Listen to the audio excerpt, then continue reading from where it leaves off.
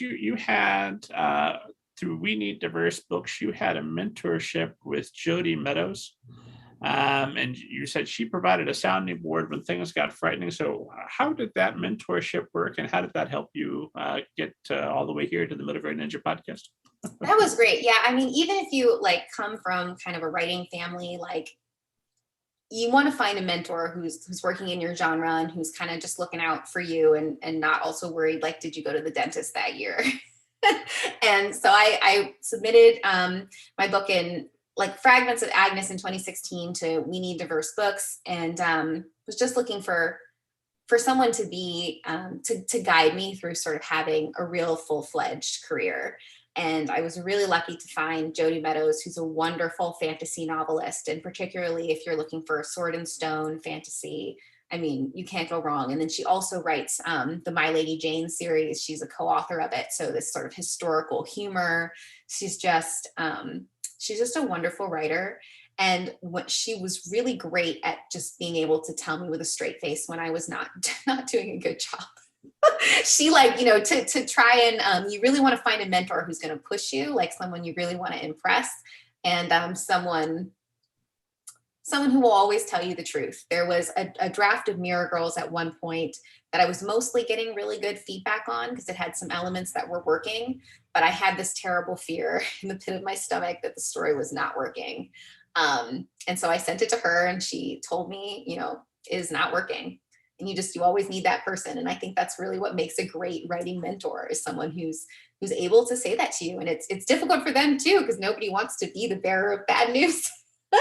But that relationship has, would always push me to help get my books to the next level and to keep working on them. Because it's very easy to sort of lean into just talent or having a way with words. But when someone really believes in you, they're going to hold you to a higher standard.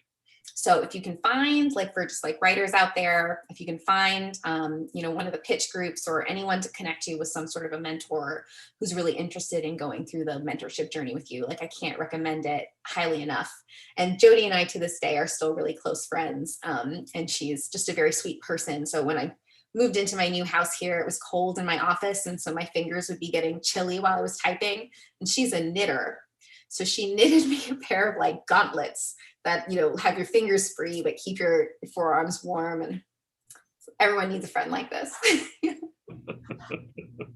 Well, it's hard to take the criticism you need too hard if she's also making you gauntlets somehow. It's true. There is something deeply cynical. This is why you don't want to just ask your friends to read your stuff, but deeply cynical about a critique partner that would just tell you everything is great. Just say just enough to get through this so that we can still be friends without rocking our boat at all. And you're not going to do anything with this book anyway, so what difference does it make what opinion I give you? Whereas if you got somebody that's willing to look you in the eye and tell you that what you need to hear, that's a great friend. It's true. And it's a sign of amazing character too, because you put yourself on the line when you confront someone with this is not as good as it can be. You need to go back to the drawing board.